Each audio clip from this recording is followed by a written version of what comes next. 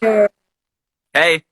Good morning. Yeah, we'll give it just a few seconds. People are jumping on that are getting the alert. And thanks everybody for waking up early in Texas. And it's the afternoon in Zurich, Switzerland, where Colin Averill, our guest speaker, who will be joining us next Thursday, the 17th, for a special lecture on mycorrhizal fungi, carbon capture, and climate change. So we hope that you all can join us next Thursday, but today we're just going to have just a short little chat to give people a preview of what's to come and why this is such an important topic that we should all be talking about. So many people have probably heard, the quote unquote, like Earth's internet.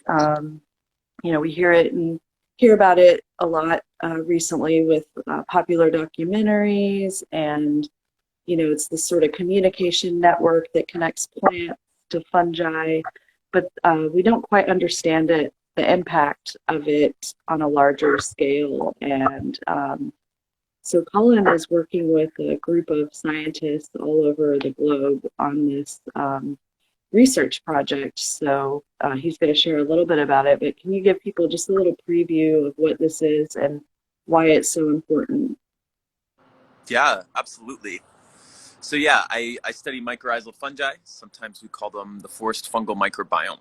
And we're really focused on these organisms because they've really been overlooked in most of forest ecology and most of sort of carbon cycle science, the kind of science that actually informs how we understand and predict and manage climate change.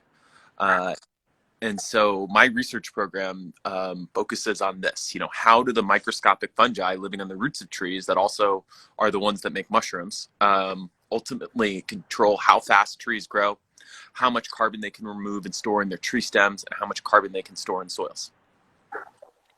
And so, why do you think this has kind of been left out of conversations, or why did it take us so long? Do you think to just discover this? Like, is it a limitation in funding, and sort of what is sort of changing in the sort of larger like areas of science?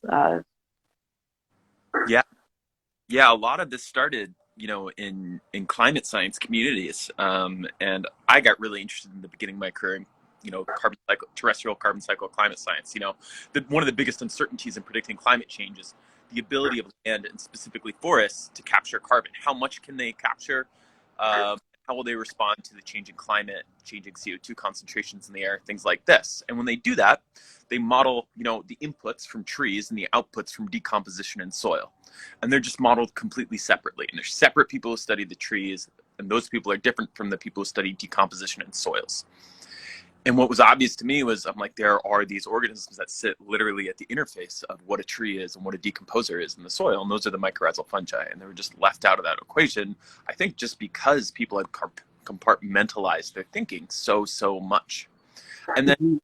yeah, more generally, just in biology, people don't really focus on fungi nearly as much as they focus on bacteria or other kingdoms of life. And so you started this research in Central Texas, is that right? At the University of Texas. Can you share a little bit about your connection um, here in Austin? Yeah, I moved to Austin in 2010 to do my PhD with Christine Hawkes, who used to be a professor in the Ecology and Evolution and Behavior Department there at UT. And so that's where Christine and I started developing these ideas around how we'd start integrating new understandings about mycorrhizal fungi into, carbon cycle science. Oh, well, great. Well, we can't wait to learn more this coming Thursday. And you can sign up on our website, on our newsletter to get reminder emails. We'll be reminding everyone on social media as well, but we look forward to your lecture and digging into this deeper and having a deeper understanding and learning how as citizen scientists we can continue this conversation and get involved. So thank you for hopping on this morning in Texas, and this afternoon we'll let you get back to work, and we'll see everybody tonight at Mycology Happy Hour at the Saddle Up. Awesome. Thanks for the time. All right. Bye bye. Have a good Bye. one.